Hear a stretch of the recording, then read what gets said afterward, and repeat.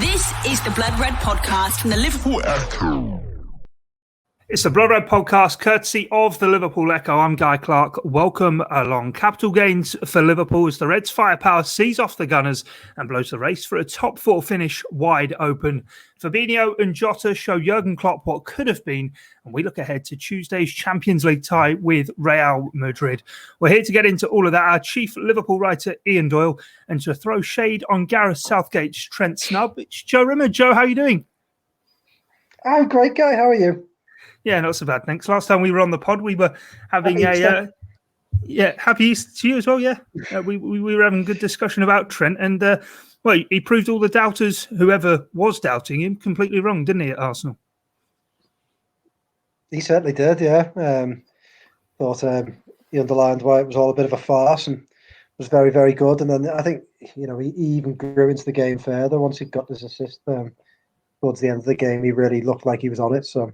Yeah, it was much needed. And I think you could tell by his reaction that, he knows there's been a lot of chatter around him. So, you could see he was a bit emotional after that first goal. Very, very, very, celebrated it a lot, didn't he? And, fair play to him. He's a great fullback, though.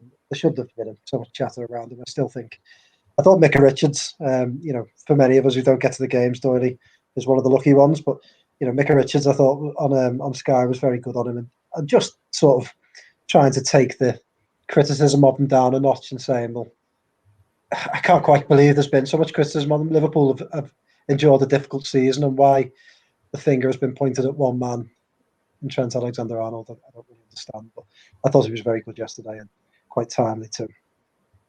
Yeah, definitely. Well, we're recording on Easter Sunday to be with you on Monday morning after gorging on all the Easter eggs that you then get an early edition of Blood Red. But with it being Easter and on that theme, Doyle, was the win at Arsenal the resurrection for Liverpool's season? You can't say that. You cannot say that. Because that's you just can't. Trust me. Right. Anyway, you're not a happy bunny, by the way. You're not a happy Easter bunny. No, I'm not. Obviously, no. All right, we'll leave that one there, shall we? Yes, Liverpool. Yeah, it was a good win. Thought they played well. I think Jurgen Klopp after the game actually was quite accurate in his assessment. He said for the first 6 or 7 minutes it was a slightly open game where Liverpool didn't start particularly on the front foot, but then after that. I mean, with Fabinho in midfield, just got hold of it, and Partey he did play, didn't he? I mean, to be honest, there was quite a few Arsenal players who I've completely forgotten played. I mean, Aubameyang when he went off, I realised he was actually playing because he was so inconsequential with the way the game went. But going back to there, Liverpool just dominated for 83, 84 minutes, and they could have won by more. It was interesting, wasn't it? Mikel Arteta after the game just basically came out and said, "Yeah, we were absolutely hopeless. Liverpool miles better than us. They should have won by more. This is one of the worst defeats I've ever had as a manager." In fact, he probably said it actually was the worst defeat. Just didn't see it coming. We were poor, but you got to give Liverpool credit. They were very good. They were better than us in absolutely every aspect. And that's very unusual in a game for a team against a team who, let's face it, aren't that many points behind them in the table. To dominate something like that. I mean, personally, I think it's Liverpool's most complete performance this season. I've been to all of them, certainly the domestic games. And while people will point to the 7-0 win at Crystal Palace, Palace had a spell of about 10, 15 minutes where they could have scored, but I don't think there was any spell in this particular game where Arsenal looked like they were ever going to score. And going back to what I said, Fabinho was key to that. He got hold of that midfield straight away. It allowed Thiago. I thought he had a good game. Thiago Milner made a difference as well. We're getting stuck in, and he went off to left back when Andy Robertson went off. And then by the time Jota came on, I mean, there have been times this season where it's been Jota looks as though he's kind of just come right into the rescue. I don't necessarily think it was like that this time. I think Liverpool had kind of softened up Arsenal. They were just ready to kind of teetering, weren't they, for about 15 minutes after the break, and they looked as though they were ready to go. And as Joe said, when Trent whipped in that pass, which that's actually where I was sat, was right in line with that. So as soon as he actually hit it, you could hear people behind me saying, "Oh, that's a great ball," and then suddenly the header goes in. And I'm not sure whether the television pictures do either of them justice, either the curl on the ball or the actual power in the header, because Leno got his full hand to it, didn't he? He just couldn't. He was never going to keep it out. It was such a good header, and that's something that Liverpool have possibly lacked with Jota not being there. They didn't score. I know Firmino scored a header against Tottenham, wasn't he, in the last minute of the corner at Anfield back in December, but you don't necessarily equate him with somebody who can do that. But from the first minute to the last, Liverpool were far the better team. There wasn't a player on the pitch who had a poor game.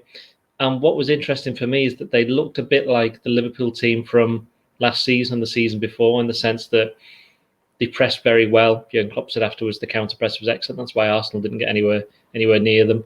They all looked as though they knew what they were doing. They all looked as though they trusted each other.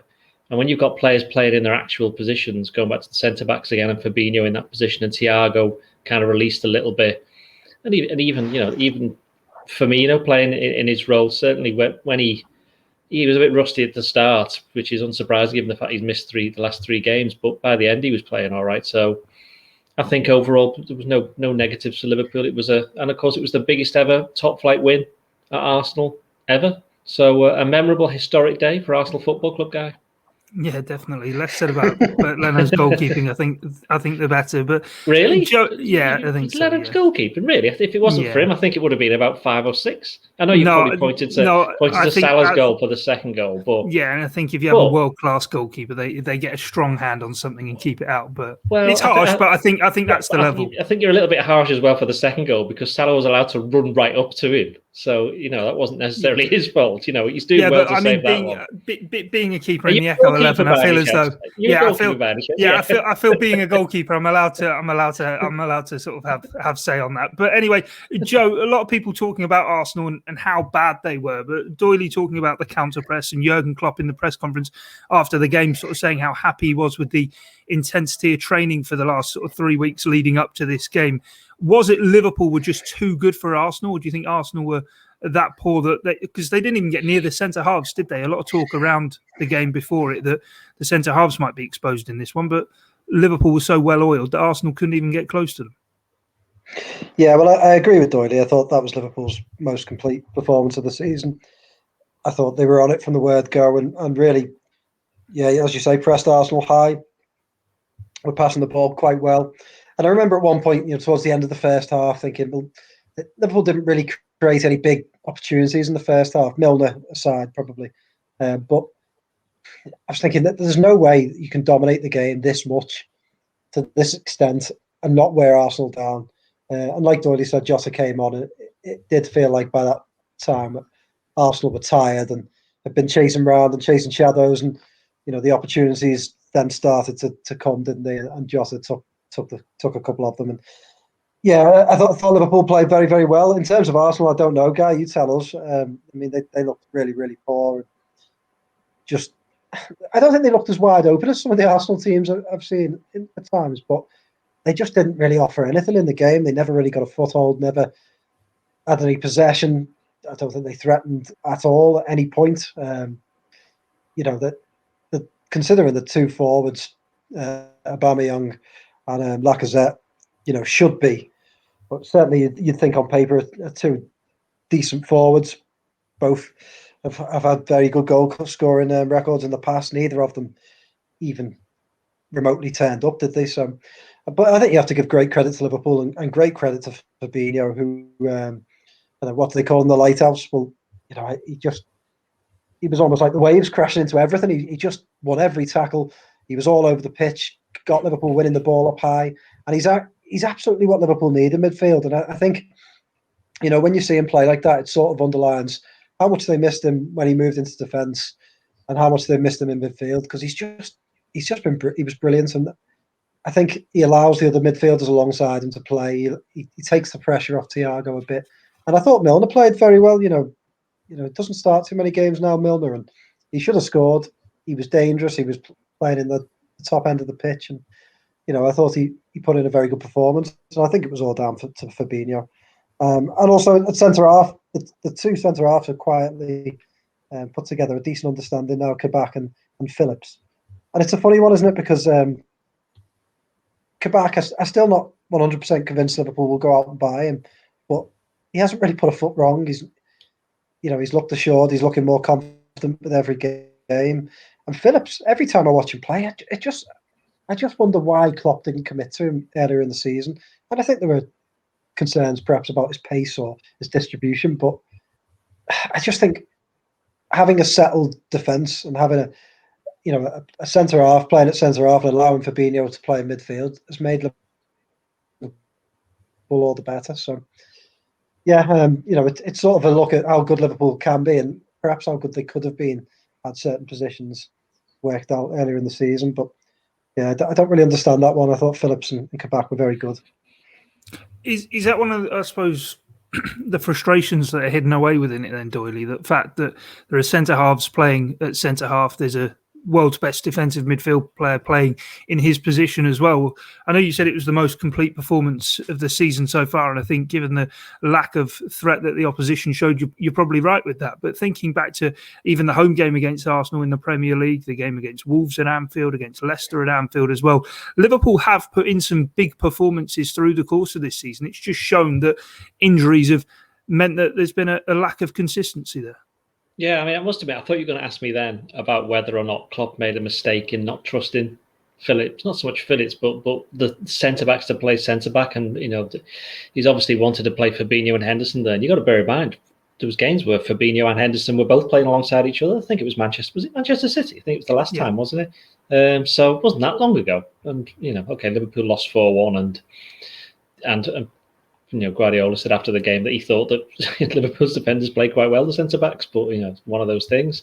I think, Liverpool have missed Fabinho in midfield, but they've also missed Henderson, haven't they, because he's not been available for parts of the campaign. And if Henderson has been I think the Palace game was Henderson in midfield, I think, with Fabinho alongside Matip at centre-back. So that was an example of where it worked, because they had at least one centre-back and they had at least one of Fabinho or Henderson playing in midfield.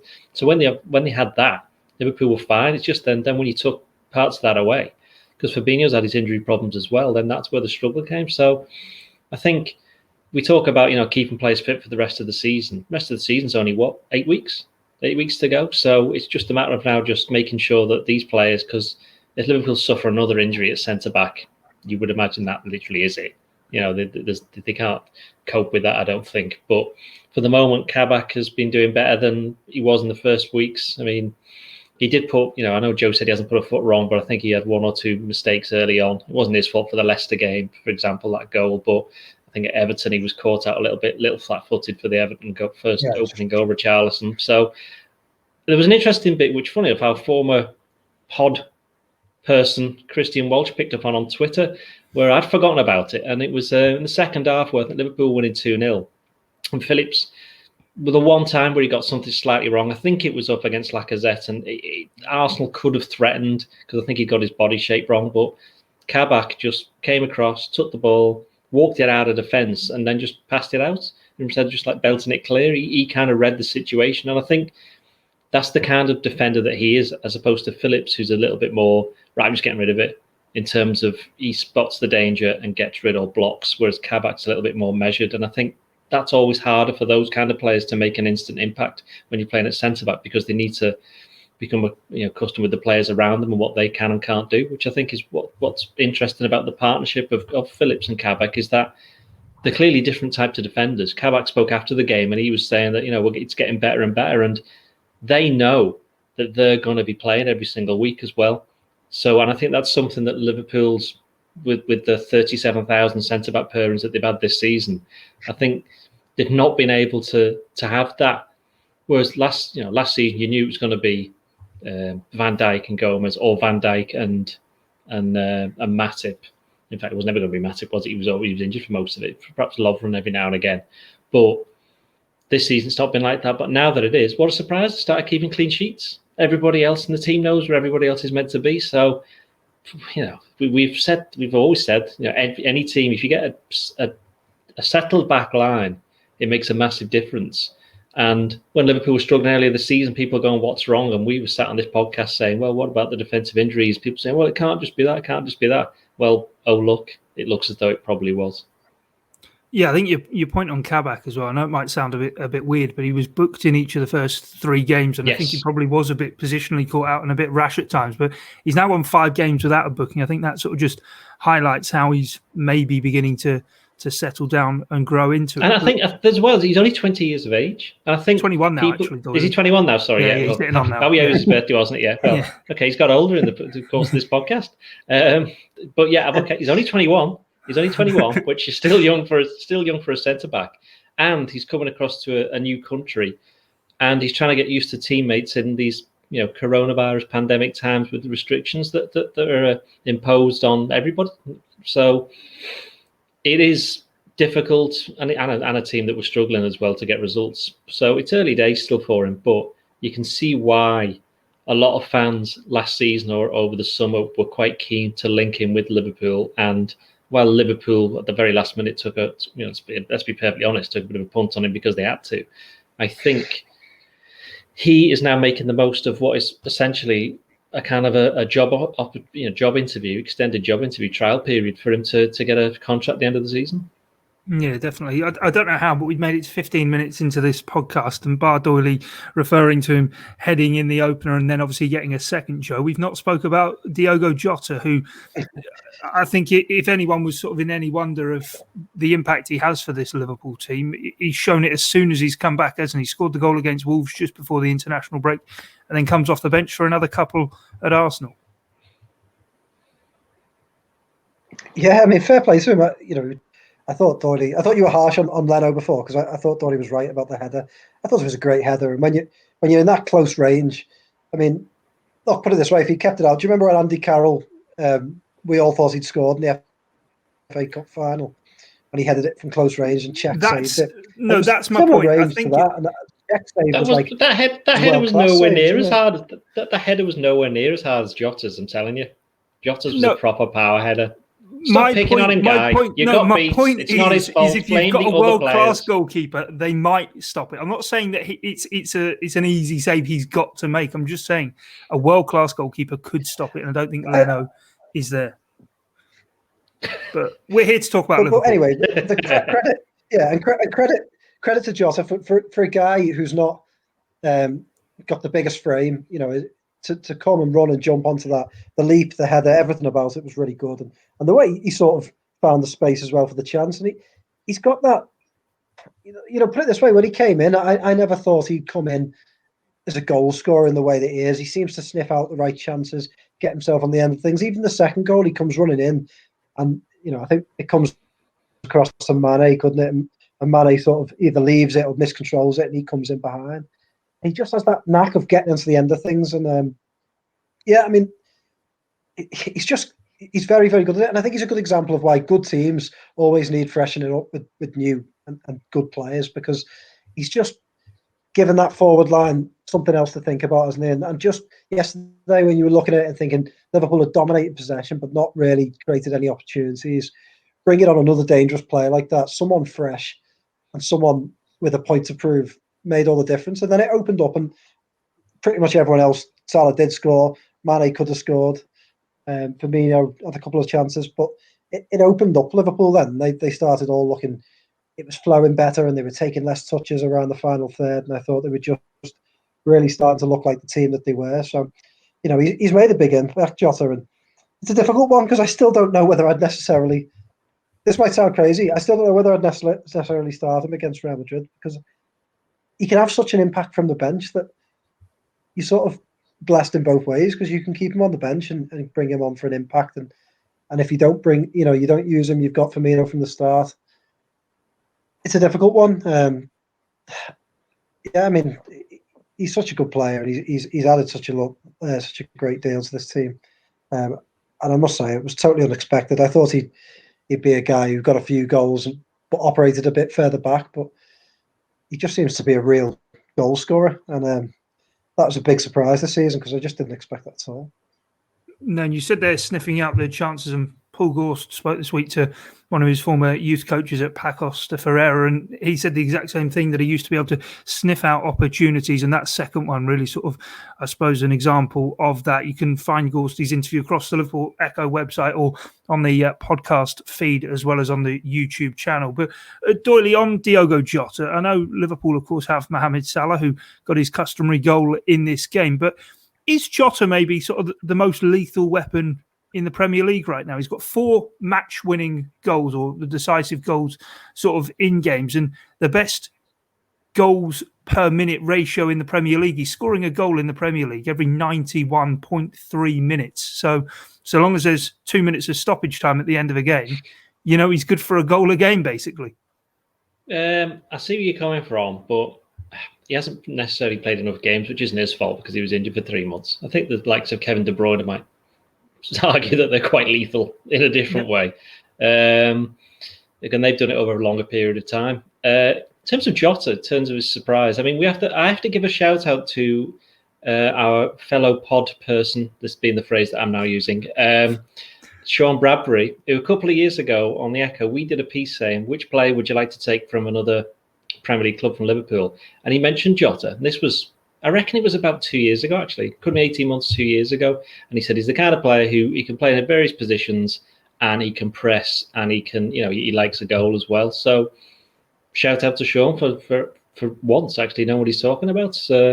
But in terms of Jota, I think... like Sean's come up with a prediction that isn't just Liverpool are going to win everything. yeah. In terms of Jota himself, we know that players make teams, but I think sometimes teams make players, and I think he's somebody who's obviously Liverpool knew he was a good player and they've scouted him, done all the numbers. It's a bit like Peter Crouch when Liverpool signed Peter Crouch. Totally different kind of player, but at the time people were like, well, why have they done that? And it later turned out that Liverpool had crunched the numbers and gone, he's exactly everything that we need. And Crouch ended up being, we have to say he was a success at Liverpool. I think Jota's going to go the same way. He's somebody who fits into the system. He can play in a variety of positions, but we've seen what he can do in terms of his finishing. And he's surrounded by better players than at Wolves, and also a team that plays more on the front foot, which means he's going to get more chances, which means he's going to be more dangerous. I mean, you've seen what he's done with Portugal. They're a team who are probably in between kind of the way Wolves and Liverpool play, but he's getting his headers, he's getting his goals. And the question is there a better Portuguese player in the world at the moment? Can't really think of any. Is there any others? No, don't think so. Okay, sound. Now, I thought when you were talking about Peter Crouch there, you were going to say, well, because he's liking to score headers at the moment. But we spoke about Fabinho, we spoke about Diogo Jota. Joe, I suppose it poses a question, who's been the bigger miss for Liverpool this season? Fabinho in that number 6 role, or whether Diogo Jota wasn't injured for 3 months? Would he have been able to maybe score a few of those goals in some of the tight games at Anfield? Thinking of the West Ham game and Sheffield United ones earlier in the season as well, that maybe wouldn't have seen Liverpool lose those games at home. Perhaps, I'm going to say Fabinho. I just think... I just think we've hardly seen him in midfield at all this season. And, I think back to earlier on in the season, even times when Liverpool was still winning games, but they were stuttering a little bit, and you could tell there was some warning signs there. And I just think Fabinho sets the tone. And, I can't describe. I think Fabinho is one of those players that opposition teams and opposition fans probably don't realise quite how good he is until you watch him every week and you see, the ground he covers, the way he wins the ball back, the way he uses the ball. He's a good passer. I mean, look, he set up the second goal, didn't he? Put a really nice ball in behind Gabriel, wasn't it? Who made a mess of it, but just he turned Gabriel, and his distribution is far better than most people would realise. He wins a lot of headers. He's just a very, very good midfield player, and I really, really rate him. And I think not having him at number 6 this season, it's meant that Thiago struggled at times.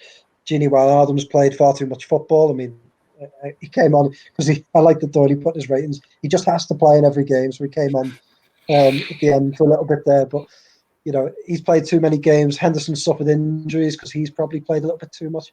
So I think Liverpool have really, really missed Fabinho in midfield, and I think that's probably the single biggest, other than Van Dijk, factor in this wayward season for Liverpool.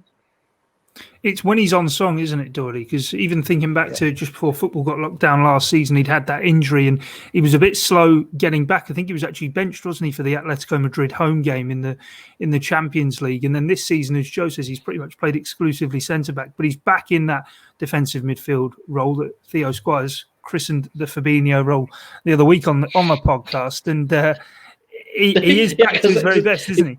The first player ever to play in that position, the Fabinho. Well, no, role. I think Theo's thing was more. We called it the Makaleli role for a little while. Now we're calling it the 6. Why don't we call it the Fabinho role once more? You're not a taker.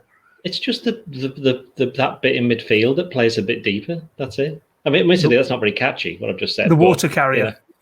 Well, who was that? That was Deschamps, wasn't it? So there's always been somebody. There's always been somebody since, but they just have different names, don't they? Depends on your generation, Guy. Your generation. So obviously, I'm trying to think of a very old player that I could say now, but I can't think of anyone. Ronnie Whelan. Actually, no, he wouldn't play there. He wouldn't play there anyway, to be honest. What was the question? Fabinho. Yeah. So by the way, I've just realised that Liverpool cannot win the league. I didn't. Yeah, they said that. Get onto that. Yeah, they said that on commentary yesterday. That as soon as Manchester City had won at Leicester, because Man City were celebrating it yesterday. It seemed across Twitter that it was some great big feat that they can only finish 6th or lower. So I'm sure that's where they've got designs on. Yeah, I mean, is that what they said? They weren't really mentioning any teams by names, but were they? No, they were mentioning a team by name, as you can imagine. Right. But what Arsenal, I mean is, Arsenal, Arsenal, yeah. That's it, yeah. You can't. They can't lose. You can't beat them or try to beat them in the League Cup final this year. That's a bit sad for you, isn't it? Yeah, don't definitely. You nobody play them in it? Oh, I don't know. Fabinho, yes. Yeah, on Fabinho, yeah. When he's back to his best, because sometimes he's in that role, but he's not always on song. But when he is, it's like any player. It's like any player. You can't play brilliant every single game. It's what Klopp said about Trent. But Trent's still one of the best, if not the best, right back in the world. And you'd have to say Fabinho is up there, the best defensive midfielders in the world, in the same way that Alisson's among the best goalkeepers in the world, and Van Dijk's the best centre backs, which kind of goes some way to explaining why Liverpool won all those trophies in the last couple of years. So, you're going to miss players like that if they're not playing in their positions. I think Liverpool missed more. I would agree with Joe that Liverpool missed more Fabinho in midfield than Jota up front, because Jota's kind of like this, as Joe said, he's surprised. Isn't this surprise element that they haven't had over the last couple of years? You could argue perhaps Shaqiri for a little bit in the 18-19 season was a bit like that. Origi towards the end, that kind of like Joker. But I think Jota will ultimately be more than just that. That's kind of like, that's not giving him enough credit, because he scored. He's always looks dangerous whenever he plays. But Liverpool, if he wasn't playing, you'd still have Firmino, you'd still have Mane, you'd still have Salah. So I think the bigger loss has been Fabinho playing in that midfield role, because, as I said before, him being there has offered better protection for the centre backs who are actually centre backs. These actual centre backs know that they've got this great player in front of them, and the other midfielders also know, great, we can venture forward a little bit more because we've got this great defensive midfielder behind us. And the fullback's the same. I don't think it's any surprise that Trent suddenly started playing well now that Fabinho's back playing and there's actual centre backs playing there. Because he's got defensive players who can help cover him for when he goes off and does what he did at Arsenal by having a hand in all 3 goals. I mean, you look at the last goal where he was that far up the field, and I think was it Cedric Suarez who he nicked the ball off? I think it was, wasn't it? Just got in front of him. That's where the goal came from in the end. So, that all comes from having a player like Fabinho, or as I said, if it's Henderson as well, because he's kind of the same mould, and you've got actual centre backs playing in their positions, players in actual positions where they can play. Even if, like, say, Nat Phillips, who he's not as good as Van Dijk, he's not as good as Gomez. That's hardly harsh saying that, but he's still fairly decent. He's shown that he can do it in this system, and Fabinho's helping him do that. I suppose, like every debate we've had this season, it comes back to the fact that maybe if a certain Dutchman at the heart of defence was fit, then Liverpool would have had a very different season indeed. But in terms of moving forward then and to the Real Madrid game, and talking on Diogo Jota, Joe, I know we're going to do our team selector in a bit, but it's one of the big decisions for Jurgen Klopp about if he does. I know we're sort of saying before that maybe don't start him against Real Madrid, but is maybe more the emphasis on taking Mane out the firing line as opposed to Firmino? Because at the moment, he had a few chances at Arsenal, Mane, but he just doesn't look in front of goal like he's got that killer instinct. I know. See, I found that in the first sort of third of the game yesterday, I thought Mane was Liverpool's main threat, really. I mean, the one thing he never hides, does he? He's very... I think he and Salah are quite different in the style. Salah always seems to score goals. And even when he has a quiet game, Salah can pop up with a goal, or he'll take responsibility at some point and score. Whereas Mane can see a lot of the ball and not have as much end product. But I think with Mane that he's always a threat, and even when he's not playing particularly well, he never hides. He picks the ball up, he turns teams, he gets them on the back foot. I'd be really reticent to take him out of the team because I just think he's that good a player, and he could still hurt Real Madrid. So it's a difficult one. Firmino seems the obvious one to come out for Jota, but again, I'm not sure whether I would break that 3 up. I would almost try and do repeat what they did last night and play the usual front three and try and bring Jota off the bench. Hopefully, once they've sort of worn Real Madrid down a bit, and see if he can sniff out any opportunities. To me, Mane, he hasn't been as good as recent seasons, but who has at Liverpool this season? I don't think it's a massive cause for concern. Again, I think he's too good to be poor, in inverted commas, because I don't think he's been that bad forever, and I think he will come good, and he will score some big goals before the end of the season. So, like we talked about with Trent, I'm not overly concerned about his form. I still think I would play him against Real Madrid. I don't think he looks tired. He just needs one to sort of go in, doesn't he? I mean, he was unlucky at the very end. He could have scored at the very end. He just needs one to go in for him, and I think that would make all the difference and just pick him up a bit.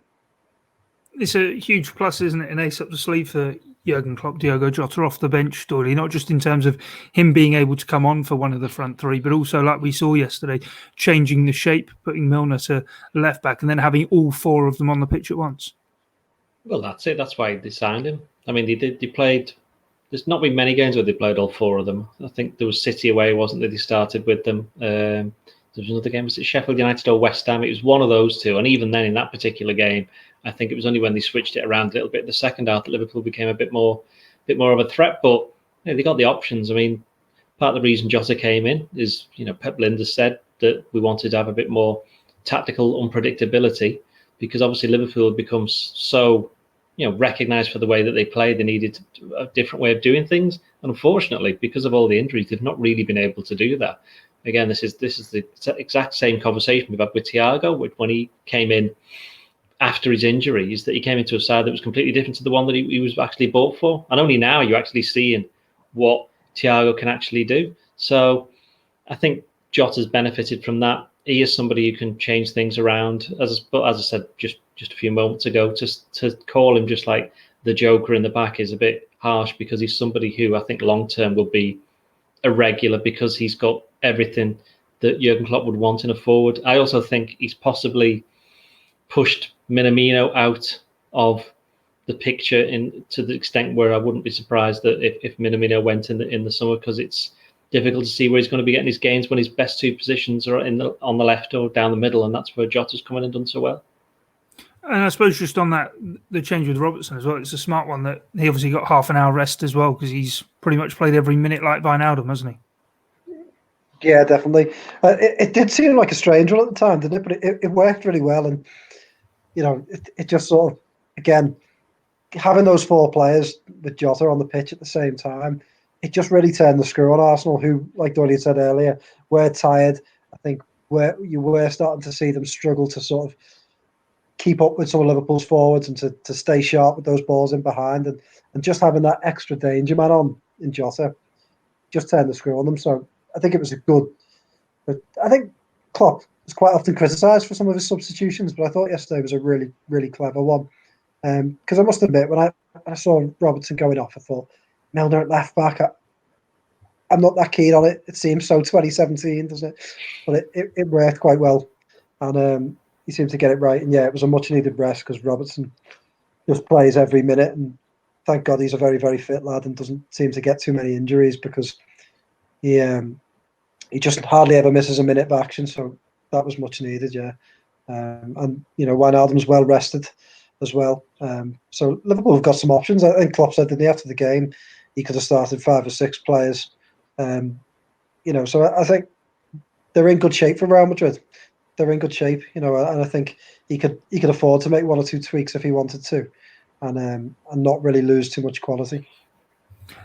what about Real Madrid then, Doyle? What are we sort of expecting for Liverpool going there? Of course, it's not going to be played in the Bernabeu, is it? But obviously not too distant history between the two clubs in a European game. Is there a score to settle? Probably not, if we're being perfectly honest. I think Liverpool settled the score in a different way by winning the trophy the following year, didn't they? The Champions League. So in that respect, and also certain people who played in the game who may want to get an element of revenge, they're long gone from, well, certainly not long gone from Liverpool's first team, let's put it that way. No, I think Real Madrid, while they've hardly been, pulling up trees, I think they've done a lot better. If you actually look at the results, they've done a lot better than you might think. They don't very often lose a game. In fact, I'm not sure if they lost one in this year or something like that. I think so. It's 10 of the year. Yeah. So it's not. It's while they are not at the top of the table in Spain, and there's there's a very good chance they end up finishing third. But for them, they love the Champions League, don't they? They love the European Cup. They've won it more times than anyone else. Zidane knows how to win it. I think, and in Benzema, I think he's their only player who's scored more than 6 or 7 goals this season. I think he's got like 22, 23.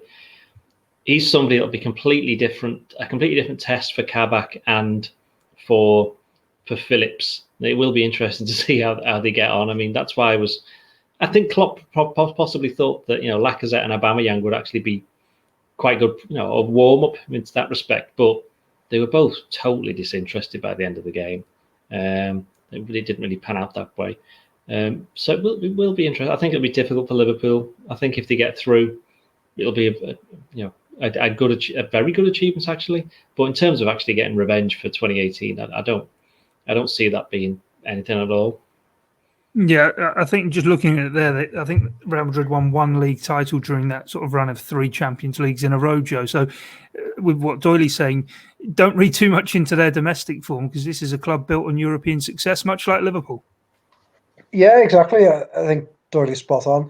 I think it's a very dangerous tie. I think it's a good tie for Liverpool because I think Real Madrid are beatable. And I do think it's the sort of tie that, it doesn't matter what type of Real Madrid team you play. If you knock them out, then it gives you great confidence going on into the next stage of the competition. So I think it's a good tie for Liverpool, but I think it's dangerous. You mentioned Benzema there. I think Benzema is one of the most underrated players of all time. It's not so, he's been at Real Madrid since 2008, 2009. And I don't think he scores almost 20 plus goals every season, gets towards 30 every season. He's 33 now. And, as Doyle said, he's by far their top scorer this season. He hurt Liverpool, albeit with a big Karius assist in Kiev. And I think he's the sort of player that you wouldn't put it past him. He could just take the game away from Liverpool in a couple of minutes. So they've got some dangerous and really experienced players, Real Madrid. And I think it'll be tough.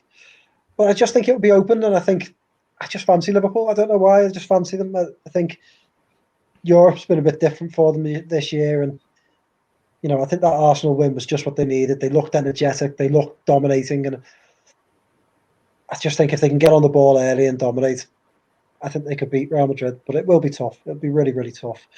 And I think it's funny, we always talk about Real Madrid and we always say, they're not the Real Madrid of old, but that's because the Real Madrids of old are so good that when Real Madrid aren't that good, they're still very good, if that makes sense. But they're always there or thereabouts, aren't they? Yeah, exactly. And even if Liverpool beat them, they probably won't even get the credit they deserve for beating a really decent and experienced European side. So it'll be a difficult one. But yeah, I don't know. I just have a feeling. I fancy Liverpool. There are quite a few stories as linked with the game as well. If you look at it, Fabinho used to play for Real Madrid. Thiago used to play for Barcelona. I'm pretty sure Barcelona would want Gini Wijnaldum to be playing for them, so there's that little bit of edge. And I think Real Madrid might quite like Mane and Salah to be playing for them. So in that sense, there's quite a lot of backstory to it. That's even when you, as you said, Guy, the 2018 final and other bits and bobs that have surrounded the match. So it will be interesting. I think because La Liga's not on.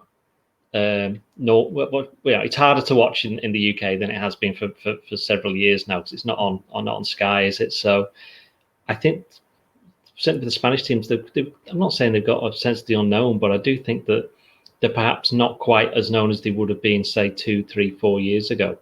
And I think Liverpool will be well prepared, but I think the fans might have to be slightly better prepared for, as Joe said, still a very good team. I'm pretty sure you wouldn't want to be playing the second or third in the table. If you were playing the second or third place team in the Premier League, it'd be a tough game. So why on earth wouldn't it be when you're playing a Spanish team? Yeah, as you said, there's a bit more of mystique around them now, isn't it? And actually, when Joe was talking about Benzema, he's been there since 2009. I've just been looking at Real Madrid's all-time top scorers, and if you take out sort of Cristiano Ronaldo, he is fifth as it stands. Benzema with 273. He's gone at sort of a goal every other game, and it sort of be one of those players closing in on Raul at the top of the charts, and you're sort of thinking, what a great player he's been. He is a much underrated player. I've gone from being very confident for Liverpool's chances in the space of 5 minutes to all of a sudden maybe turning that one. I remember seeing Benzema in the Champions League final in 2017 in Cardiff against Juventus. It was, yep. And he played on the left wing, and it was like as quite a few of the people just thought, well, he's not actually that good, but.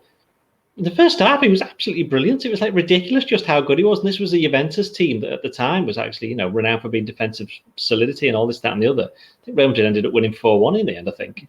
But in that first half in particular, he was excellent. And now he's getting his chance because Ronaldo's gone. So he's now the main man, and he's making the most of it, even if he is nearly 50.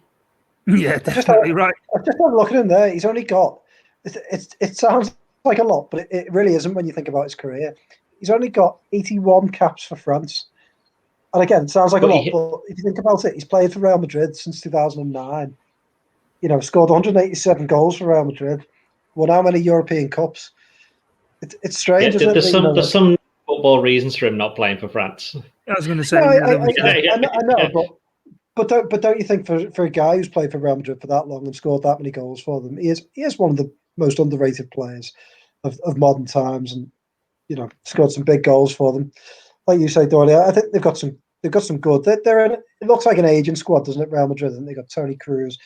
Eden Hazard's done some damage to Liverpool in the past. They haven't come up against them recently, but he used to cause Liverpool nightmares, didn't he? And Luka Modric's just still there. Sergio Ramos, I think, will be injured, won't he? But the players have been around the block so many times that they're not going to be caught cold by Liverpool. Put it that way. No, definitely not. Let's select our Liverpool team then to go out to Madrid and come back with a few away goals that they don't even have to worry about the second leg. Doyle, we'll go with the moustached Alisson in goal, and I'll let you lead us on the back four. It's not a tough one, this one, I don't think. I think it'll be Trenchen, K-back, Nate, and Robocop. I thought you were going to say Bolton Baresi, but no. No, because my name's not Theo. not everything is Bolton. To be fair, he has a surprising knack of I'm pretty sure he could probably get a Benzema interview from some contact he'd have at Bolton. He's got a surprise. Bolton seems to be the centre of the universe. Yeah, Yuri Djorkaeff might sort him out. Yeah, you don't know. Yeah, but there he goes. Everything. Yeah. Anyway, Bruno Gotti. Rather than name obscure early noughties Bolton players, he played on the big down. What's your defence going to be for the away leg, Joe? My defence is going to be the same as Ian Doyle's. What about your midfield? You can lead us on the midfield then. I think you've got to bring Gini Wijnaldum back in, haven't you? So Wijnaldum for Milner. That's it. Yeah, that's it. But not just on his own. With Fabinho and Thiago. That's the only change I'd make anyway. You in agreement with that, Doyle? I concur with the respected gentleman to my above. And what about the strike force then? We've spoken about Diogo Jota. Is he going to get picked? I think he'll certainly be in the squad. You got to bear in mind there's 5 subs allowed in Europe, isn't there? So I think that'll come into the thinking, and that's why I think it'll be the front three is the front three again. Jota on the bench. In terms of the 5 subs thing, though, do you not think? I know we've moved past the midfield, but do you not think there's maybe an understanding or a reasoning maybe for putting Milner in for maybe the first 60 minutes, make sure things are tight, Because obviously it is a two-legged I would have agreed with that had he not just played 90 minutes at Arsenal. Right. Okay. Yeah. Okay. I agree with Doyle on the front three, as I've said earlier. I might be talking absolute B-lux, but I just feel like it's better. Talking what? Sorry. I've just managed to. I don't know. I've managed to swear without swearing. Yeah, that was the whole point. Yes, as long as we're not going to get banned in Qatar, that's fine. Yeah. Yeah. That's it. Our Qatari friend can listen to us. So I just think he's better. I quite like him off the bench. I think he just adds something to Liverpool off the bench. So I would like, just as they did yesterday, I just got this feeling in my head if Liverpool can keep it fairly tight and then bang introduce him. Real Madrid, who, as we've talked about, have got a little bit of an aging squad. If you can introduce him, hopefully he can just add that X factor that they can't quite handle. So that would be my thinking. It would mean, though, that only two of the three players who scored 12 of Liverpool's 14 Champions League goals, Doyle, would be starting with Jota, Mane and Salah accounting for those 12 of 14. They need goals from elsewhere, don't they?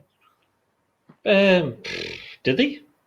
Did he really? I'm asking you. If you're getting that many goals, then clearly you don't. You've got to bear in mind they don't just play with one up front. There's three of them. So for a lot of other teams, you just got one forward with two attacking midfielders who get a few goals. We've got three forwards. So, if they're getting the goals between them, then fair enough. I know what you're trying to make me say, but no, I think of more important. It's time that it's Bobby Firmino who's going to step up with a brace and Liverpool going to win 2-0. Have you seen his teeth? He doesn't need a brace. He doesn't need a brace. I think Liverpool will need to score. I think Liverpool will need to score.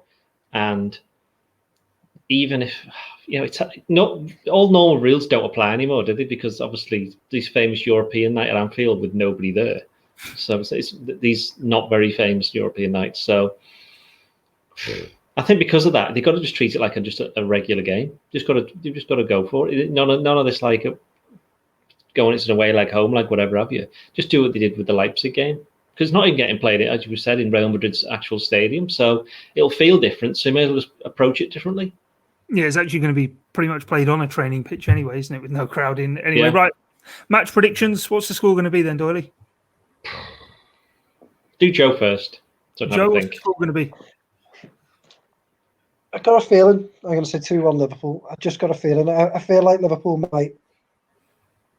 Yeah, it might be just a close one and then Liverpool get a couple of goals and just... nick it, and then Real Madrid get one to sort of keep things interesting going into the second leg. I can't imagine Liverpool will win by a big score, so that's my feeling. I'll say 2-2. I'm going to say I don't normally get involved in the predictions because I'm always wrong, but I'm going to say 2-0. I reckon Liverpool can go there, keep Madrid quiet, and come away with a couple of goals, just like in the Leipzig games. But we'll have to wait and see if that is how things play out. Make sure to keep across all of the coverage on the Liverpool Echo website. We'll also be back with the debrief straight after the game and have Jurgen Klopp's post-match press conference live on the Blood Red YouTube channel. But from myself, Guy Clarke, Joe Rimmer, and Ian Doyle, thanks for your time and your company. It's bye for now. This is the Blood Red podcast from the Liverpool Echo.